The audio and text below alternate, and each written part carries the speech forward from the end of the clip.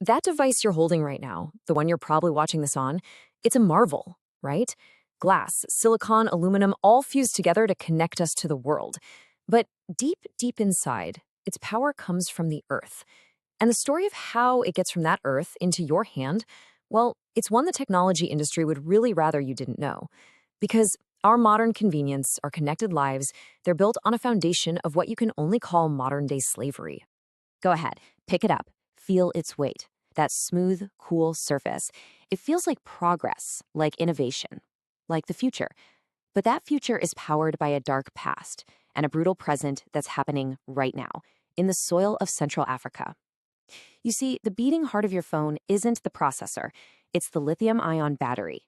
And the one thing that keeps that battery stable, the one thing stopping it from overheating and catching on fire, is a metal with a very complicated and very bloody history. That metal is cobalt. And get this, around 70%, almost 3/4 of the entire global supply comes from one single country, the Democratic Republic of Congo, or the DRC. This single point of failure in the global supply chain has created a modern-day gold rush. But the people digging for this treasure, they're not getting rich. No, they're paying for it with their health, their futures, and way too often with their lives. So let's go right to the source. To really understand the device in your hand, we have to start with the hands that pulled it from the ground. Now, this is not industrial mining like you might be picturing, with giant machines and safety regulations. A huge chunk of the DRC's cobalt, as much as 20%, is extracted through what's called artisanal mining. And that's a pretty sanitized term for what's really happening. We're talking about thousands of men, women, and children known as cruisers, that's French for diggers, who climb down into these hand-dug pits and tunnels with nothing but the most basic tools. They are literally hacking away at the earth, often just in shorts and sandals, chasing veins of cobalt ore in conditions that are frankly medieval. The risks are just staggering. These tunnels, dug completely by hand, have zero support structures. Collapses are a constant, terrifying reality, burying miners alive. Child labor is everywhere, with kids sorting and washing ore because their families are that desperate. But maybe the most insidious danger is the dust. Research from the National Institutes of Health has shown this dust isn't just cobalt. The ore is laced with other toxic metals, including dangerously high concentrations of uranium. This toxic cocktail is breathed in and day out, leading to DNA damage and, tragically, a documented spike in birth defects in the communities right next to these mines. And for facing these life-threatening conditions, what's the reward? A pittance. Often just $1 or $2 a day.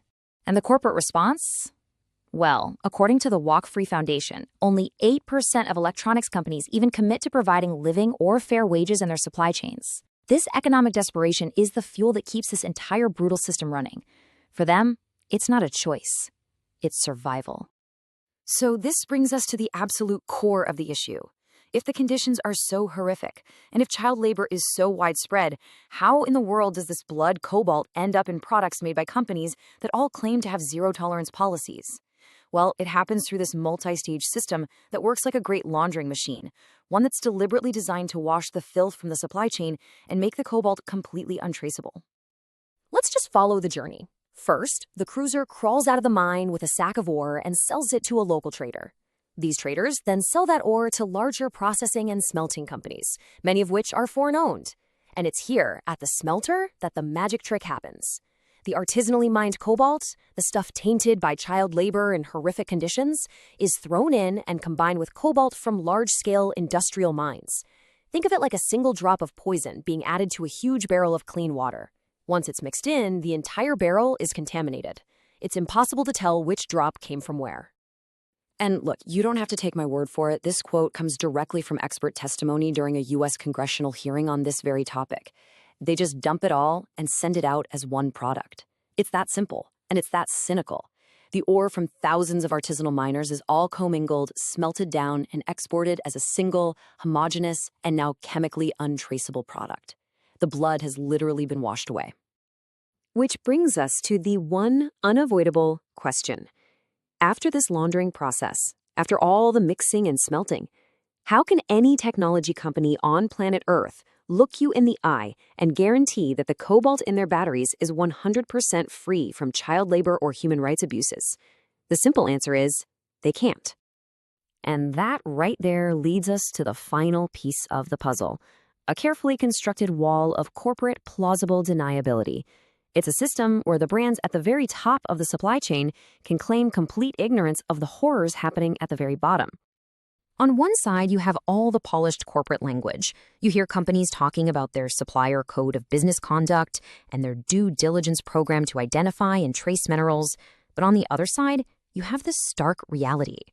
A walk-free report found that 51% of electronics companies don't disclose any policy on conflict minerals.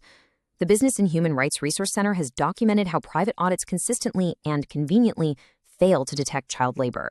And corporate engagement? It rarely goes past the first or second tier of suppliers, stopping well short of the smelters and the mines where all the real abuses happen. Here's the most crucial point to understand. The fact that corporate disclosures almost never report cases of forced labor isn't a sign of success. It's a sign of failure. It's a giant red flag that the entire system of self-regulation and private audits is fundamentally broken.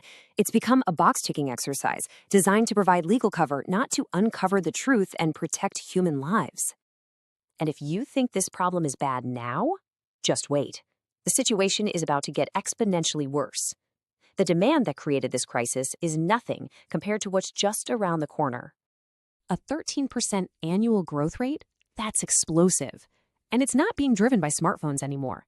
I mean, our phones definitely created the initial demand, but the future of cobalt is tied directly to the green energy revolution, specifically to the batteries inside electric cars. As you can see, electric vehicles are now the #1 driver of cobalt demand. A single EV battery can contain up to 1,000 times more cobalt than a single smartphone battery. So as the world transitions to electric transportation, the pressure on the mines in the DRC, on the creuseurs, and on their children is going to become almost unimaginable. So we're left with this deeply uncomfortable paradox, aren't we? The very technology that we see as our clean, sustainable future is being built with a metal extracted in the most inhumane, environmentally devastating way you can imagine. It forces us to ask a really difficult question. If this is the human price we're willing to pay for the phone in our hand, what will be the true cost of a green revolution?